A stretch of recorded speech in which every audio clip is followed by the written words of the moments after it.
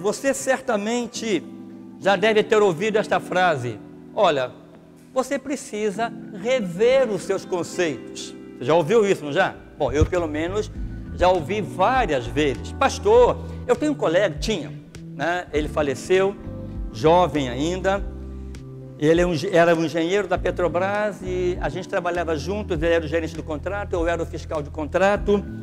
E ele, de vez em quando, virava para mim e falava: pastor, você precisa rever seus conceitos, pastor. Você está muito quadrado, está muito atrasado. Olha, o mundo avançou, pastor. O senhor fica ainda nesses conceitos antigos. E eu dizia para ele: é que os conceitos bíblicos jamais mudam, meu querido.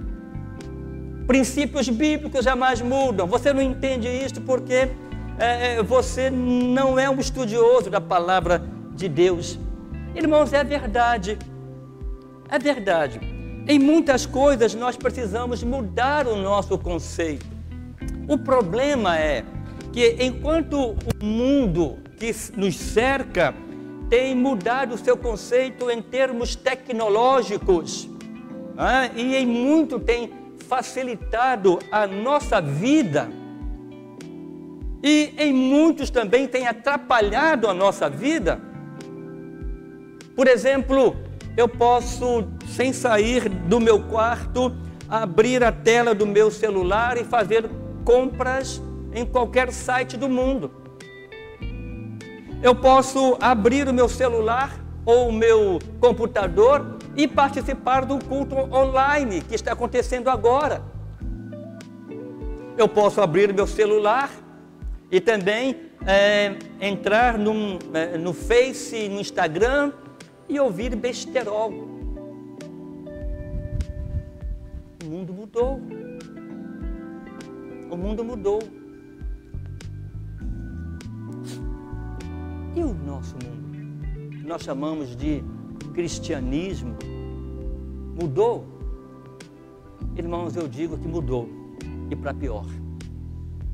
Mudou e para pior, infelizmente. Digo isso com muita tristeza. Aquilo que nós entendíamos que a palavra de Deus nos dizia: olha, você deve evitar. Nós abrimos as portas da nossa casa, do nosso coração, do nosso celular, para que eles entrem e muitas vezes nos transformem. E se não nos transformam, transformam a mente das nossas crianças. Eu tenho repetido isso aqui várias vezes, irmãos. Eu tenho repetido isso aqui várias vezes. Que o mundo tem mudado. E sabe qual é o alvo do mundo? São as nossas crianças. O alvo do mundo são as nossas crianças. Ah, pastor, eu já sou adulto. Meus filhos já estão adultos, já com a cabeça feita, se é que existe cabeça feita. Os seus conceitos já estão bem definidos. Não sei muito não. Não sei muito bem sobre isso não. Mas as crianças são alvo deste mundo que está aí. A grande transformação do conceito está acontecendo a partir das crianças, dos nossos netos, dos nossos filhos, dos nossos sobrinhos. Há mais de 100 anos, Riley, ele escreveu o seguinte: há duas coisas muito raras de ser no mundo: um jovem humilde e um velho contente. Embora entendamos que o mundo tem mudado drasticamente, embora entendemos que o mundo tem mudado os seus conceitos, alguns para o bem, outros para o mal, nas últimas décadas, o nível de felicidade, o nível de contentamento diminuiu consideravelmente. As pessoas não vivem mais contentes. Nós vivemos uma era de pessoas descontentes. E vivemos, como eu disse, num mundo de grandes mudanças, onde elas ocorrem rapidamente. E vivemos o que nós chamamos de relacionamentos líquidos, onde não há mais estabilidade naquilo que você faz. Por exemplo, hoje, antigamente, eu já disse isso aqui uma vez, né? Desculpa eu repetir, mas nós procurávamos um emprego em que eu tinha certeza que eu ia entrar nesse emprego, eu ia aposentar nesse emprego. Certo? Hoje, eu entro no emprego, se paga bem, ótimo, mas se no dia seguinte alguém apresentar uma proposta para ganhar, sei lá, R$200 a mais, eu simplesmente peço demissão e vou embora. Não existe mais aquela solidez. Isso reflete, inclusive, dentro dos relacionamentos conjugais. O conceito de casamento mudou. Hoje, muitos jovens, até adultos, estão fazendo contratos. Irmãos, casamento é aliança eterna, até que a morte nos separe. Ok? Amém? Esse amém foi fraco. É isso, irmãos. Casamento é até que a morte nos separe. Mas hoje, sabe o que está acontecendo? Contratos. E contrato, digo para os irmãos, tem dia e hora para começar e dia e hora para terminar. Contrato, eu posso desfazer. Há uma cláusula que diz, olha, esse contrato, ele perde a validade quando acontecer isso. E muitos, eu vou dizer para vocês, não é apenas jovens, não. Até adultos estão entrando nesse engodo de Satanás, fazendo contratos para legalidade de relacionamento sexual. Eu te autorizo a usar o meu corpo. Eu te autorizo a usar o meu corpo por determinada. Quando eu não quiser mais, eu vou lá no cartório e faço um distrato. Acabou o nosso contrato. E assim eu faço contrato com um, posso fazer contrato com outro, posso fazer contrato com um terceiro, com quantos eu quiser. E isso, o governo, o Estado me dá a legalidade disto. E muitos cristãos têm caído nesse engano de Satanás, do diabo, o adversário, o mentiroso. Irmãos, o número de divórcio tem acontecido assim aos montes. E crentes estão entrando por este caminho afora. E quando eu estou descontente, o que eu faço com o meu atual casamento? Eu simplesmente desfaço e passo para o outro. Só que no outro vou encontrar, de repente, outros problemas que eu tinha no casamento anterior. E levando em conta do princípio bíblico de que o casamento é até que a morte nos separe. Infelizmente, muitos não conseguem. Muitos não conseguem devido, de repente, às pressões, à falta de maturidade, coisas desse tipo. Pessoas estão infelizes. Pessoas estão vivendo em completo descontentamento. É descontente com a casa que mora, descontente com o trabalho, descontente com a igreja a qual pertence, descontente com os filhos descontentes com os pais, e assim por diante, vai embora, e assim vai acontecendo. Nós somos tentados a culpar a cultura, somos tentados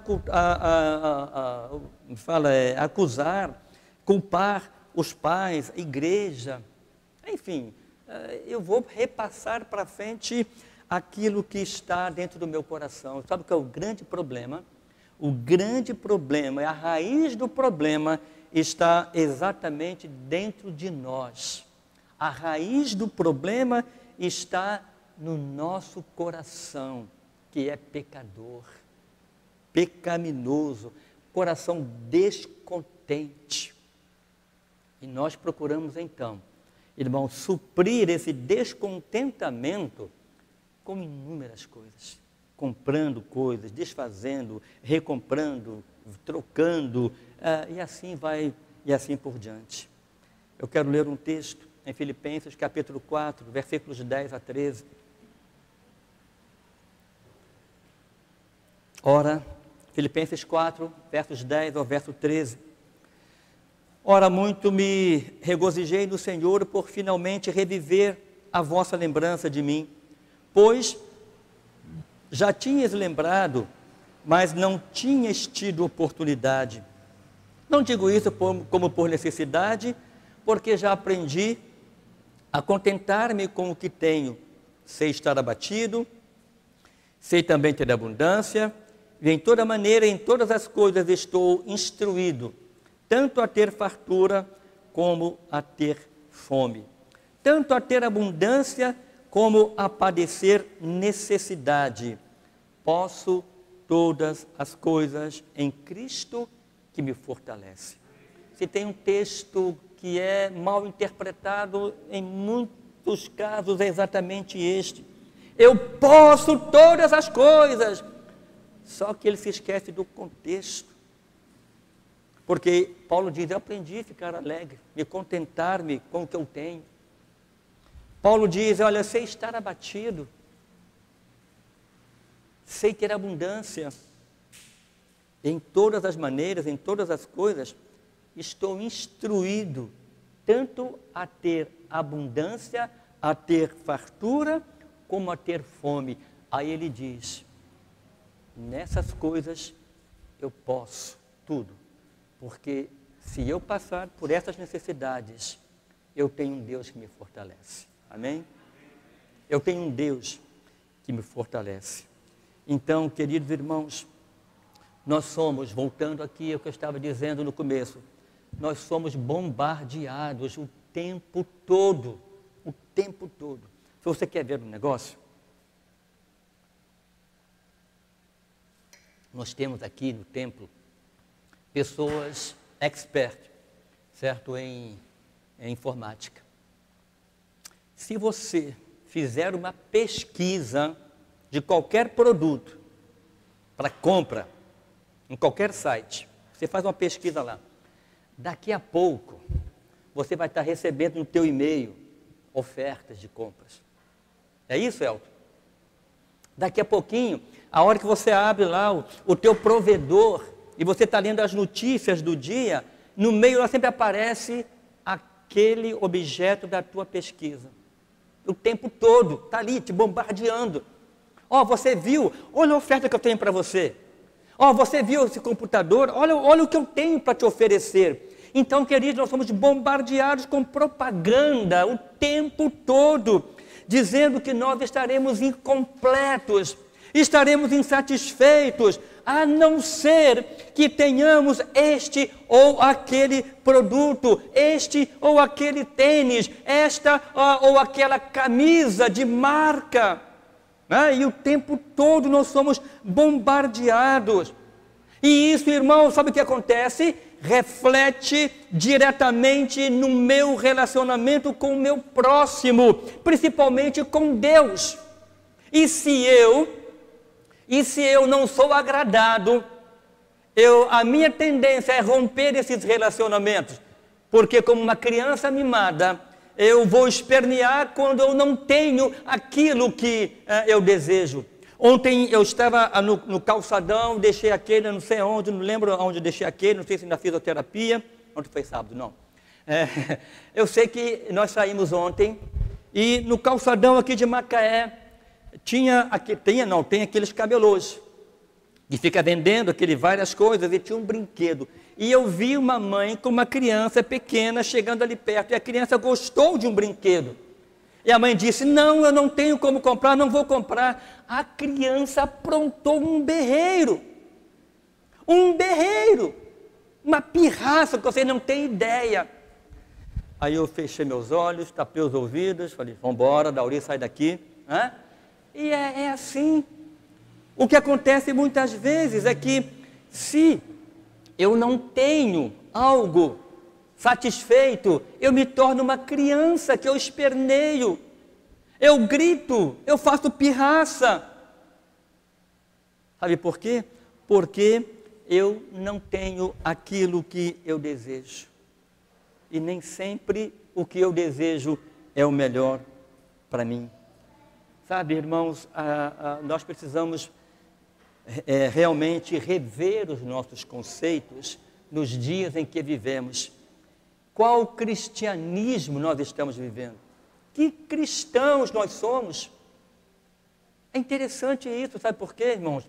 Porque muitos hoje estão revendo o seu conceito. Se vai continuar a valer a pena continuar em casa ou voltar para assistir o culto presencial. Porque hoje eu tenho a facilidade, eu posso. Eu não vou, sabe, irmão, acabar com os nossos cultos online. Porque eu penso que Deus tem projeto para atingir outras pessoas também, não só a nossa igreja, mas atingir o mundo. Eu penso que este é um novo conceito, sim, de pregar a palavra também, não somente para quem está presente no templo, mas para aqueles que estão precisando ouvir a palavra de Deus. Irmãos, nós somos bombardeados o tempo todo. Eu falei sobre sites de compra, né? Mas nós temos canais de venda, muitos canais. Você assiste, por exemplo, um programa, né, de televisão, 5 minutos de programa e 10 de propaganda. Telejornal, 5 minutos de notícia e 15 de propaganda. É lógico, estou exagerando, né? E é assim que funciona o mundo hoje, irmãos. O que está por trás de tudo isto? A mídia descobriu que o homem, ele é um homem descontente. E ele precisa sempre mais para ficar contente, satisfeitos. Paulo diz, eu aprendi a ter fartura, eu aprendi a ter necessidade, eu aprendi a passar fome, eu aprendi a ter abundância. E a mídia descobriu que o homem, ele é descontente. E o pecado que habita em mim, irmãos, não me faz descontente, me faz descontente comigo mesmo, com a minha igreja, com a minha família e com Deus. John Piper, um grande homem de Deus, afirmou que Deus é mais glorificado em nós quando estamos mais satisfeitos nele. Paulo aprendeu o segredo, ou o mistério de estar contente. O contentamento, irmãos, precisa ser aprendido. Sempre que você for pesquisar um produto, algo para comprar, pergunte antes, eu preciso disto? Eu estou dizendo isso até para mim, viu, gente? Tem hora que eu olho meu celular, até com aquele ali, eu falo, gente, eu vou trocar meu celular, mas eu preciso. Eu tenho um celular que faz coisas além do que eu preciso, nem uso. Eu tenho um celular que ele faz coisas que eu nunca usei e nem sei para que serve. Porque eu só uso o celular para o WhatsApp, para mandar mensagem no WhatsApp, às vezes para poder fazer uma compra, né? E só isso, e telefonar. Aliás, acho que o menos faz no telefone é telefonar, né? Acho que o menos a gente faz é telefonar. Então a gente manda mensagem, você recebe mensagens. Aí eu penso, mas eu preciso de um celular novo, mas às vezes eu sou tentado. Saiu o iPhone 12, já acabou, né? Agora acho que já até para mais, né? Já tem maior já do que o 12? Bom, ainda bem que ninguém sabe aqui. Então, irmãos, Paulo aprendeu isto. E o contentamento, ele precisa ser aprendido. E para aprender sobre o contentamento, eu preciso aprender e mudar o meu modo de pensar. Você já parou? Eu vou até te fazer uma proposta hoje, um desafio. Chega em casa hoje e olha nas coisas que você tem lá. Quantas coisas você tem que tem anos que você não coloca a mão? Você já parou para pensar nisso? Quantas coisas você tem que você não usa? Comprou um dia porque você se sentiu atraído e comprou. Usou um dia, 2 dias e encostou. Isso acontece muito, sabe com o quê? Com brinquedo para criança. Com brinquedo. Isso acontece muito com tecnologia.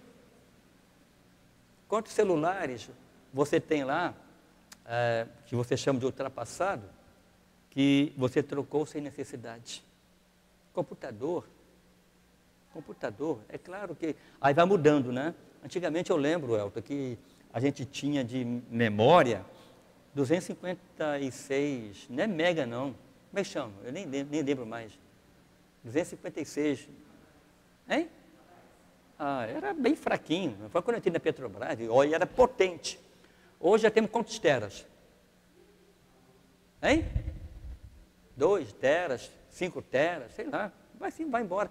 É tera que não acaba mais. O que é tera? Não é terra não, gente, é tera. Terabyte. É muito espaço que você tem para armazenar tudo que você precisa dentro de um computador. Tudo isso, irmãos, tudo isso está dentro de nós. E que Chris Landgaard, que escreveu um livro chamado O Mal que Habita em Mim, ele diz que a verdadeira raiz do descontentamento é o pecado. É o pecado que habita em nós. Nós estudamos este livro muitos anos atrás, num dos nossos retiros, lá no nosso sítio. O pecado que habita em mim. Irmãos, olha o que Paulo diz em Romanos, capítulo 7, versículos 9 a 19 e 20. Porque não faço o bem que eu quero, mas o mal que eu não quero, este eu faço. Ora, se eu faço o que não quero, já não faço eu, mas o pecado que habita em mim.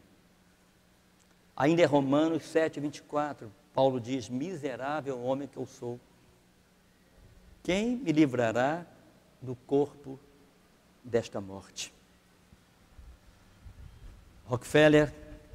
Nelson Rockefeller, um dos homens mais ricos do mundo, certa vez perguntaram para ele, quanto dinheiro é necessário para fazer alguém feliz?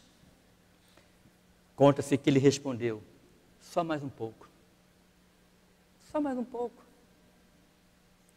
Por que isto? Por causa do descontentamento. Então, se eu tenho o suficiente, se eu tenho o bastante, eu acho que ainda é pouco. E eu vou, então, procurar ganhar só mais um pouco. E esse só mais um pouco me faz estar longe da minha família, me faz estar longe de Deus, me faz estar longe da minha igreja, me faz estar longe da comunhão.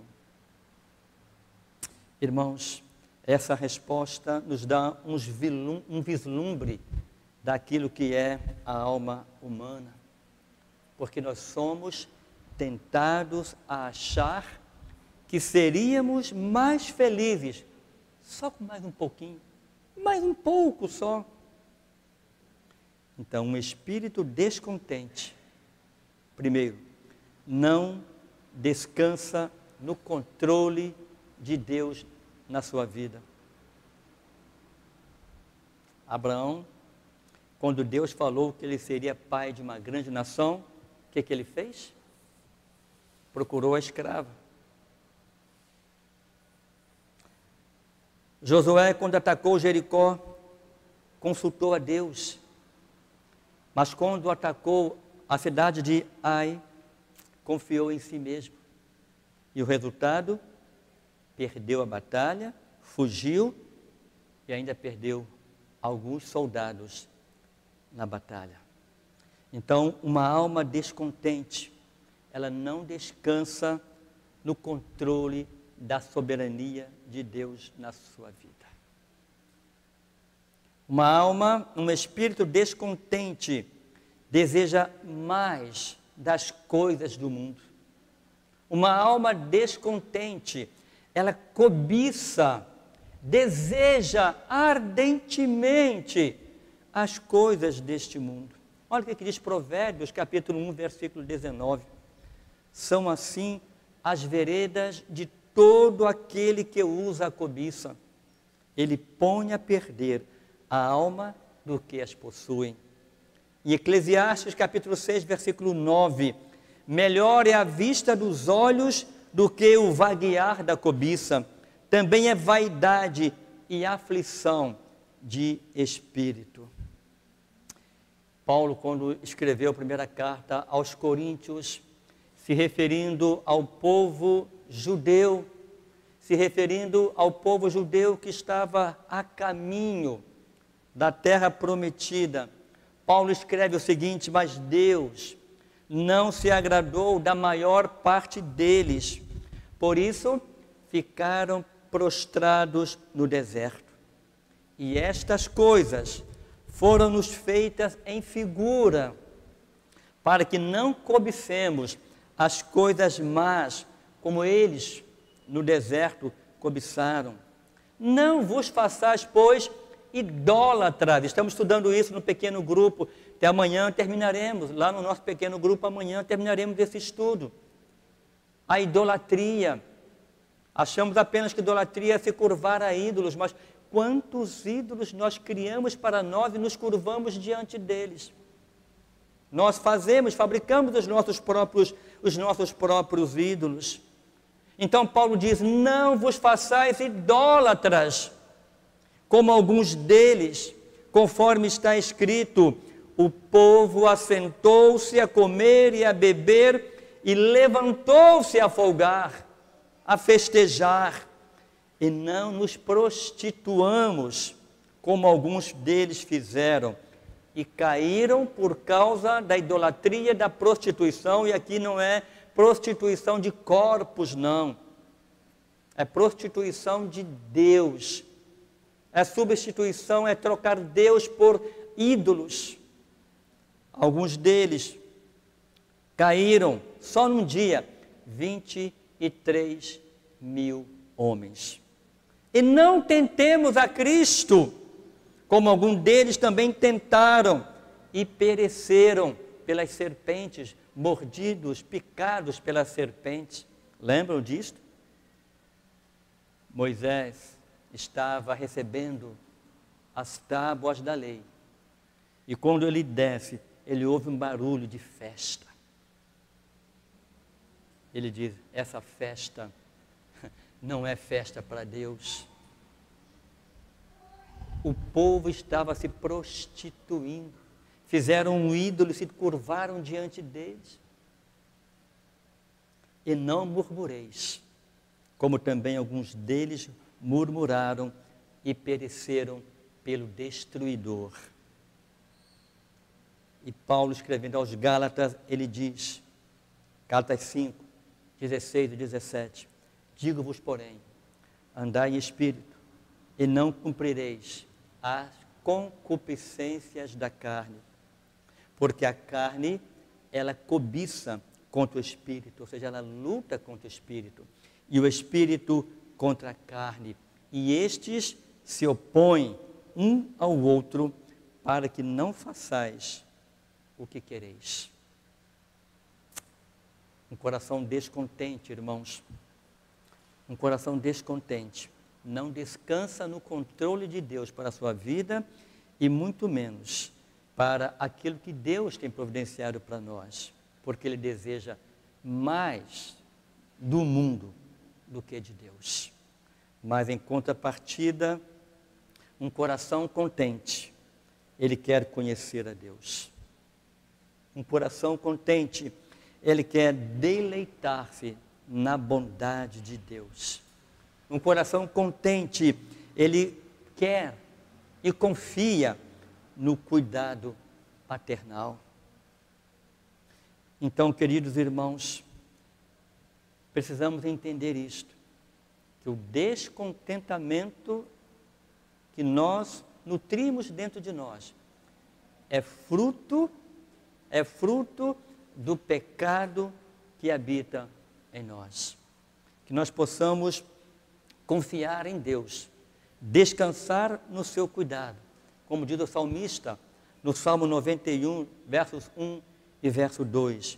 Aquele que habita no esconderijo do Altíssimo, à sombra do Onipotente descansará. Direi do Senhor, Ele é o meu Deus, o meu refúgio, a minha fortaleza, e nele confiarei. Então que Deus nos abençoe nesta manhã e que nós possamos, irmãos, mudar os nossos conceitos, sim, com relação aos conceitos do mundo, em relação a Deus, a sua doutrina, a sua palavra e o nosso comportamento.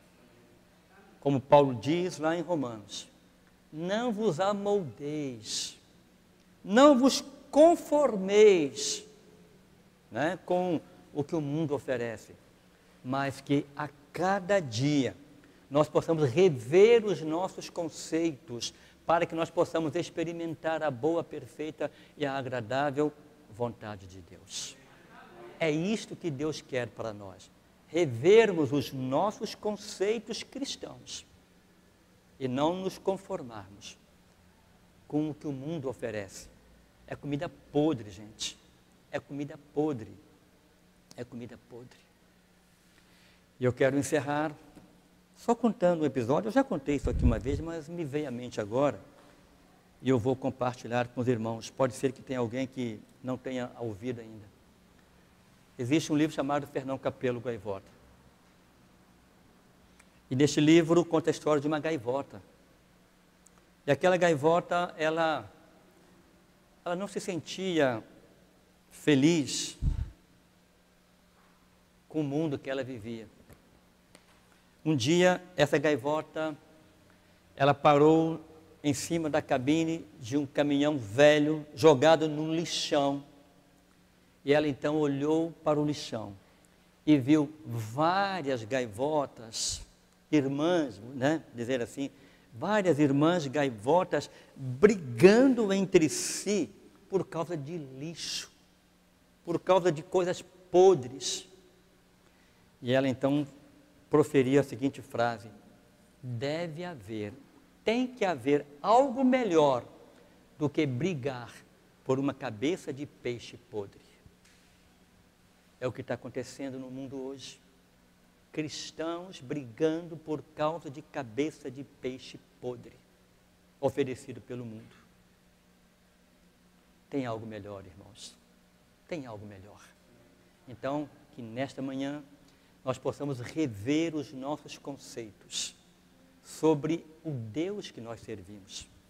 A minha adoração, a quem eu estou servindo, se eu estou servindo de todo o meu coração, se eu aprendo a ser contente em toda e qualquer situação, como Paulo disse, aí sim eu vou poder dizer, posso todas as coisas naquele que me fortalece. Amém. Senhor Deus, que nesta manhã o Senhor venha tocar o nosso coração. Oh Deus, nós queremos ser um servo melhor, rever os nossos conceitos com relação ao Senhor, rejeitar, oh Deus, a comida podre que o mundo nos oferece e poder experimentar, oh Deus, cada dia o melhor do Senhor para nós. Ó Pai, abençoe as famílias aqui representadas. Abençoe, Senhor, cada um de nós. Que nós possamos então, Senhor, nesta manhã, fazer uma autoavaliação de como é a nossa atitude com relação ao Senhor. Ó Deus, muda em mim o que precisa ser mudado. Transforma, Senhor, o que precisa ser transformado. Ó Deus, e que o meu espírito seja renovado a cada dia, para que eu possa experimentar o Teu melhor, e que os meus conceitos com relação ao meu serviço, com relação ao meu serviço ao Senhor, ele possa, ó Deus, ser melhorado a cada dia.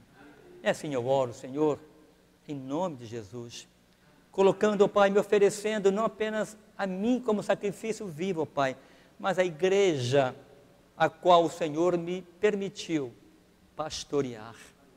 Ó Deus, que assim seja conosco, no doce nome de Jesus Cristo, o nosso Salvador. Amém.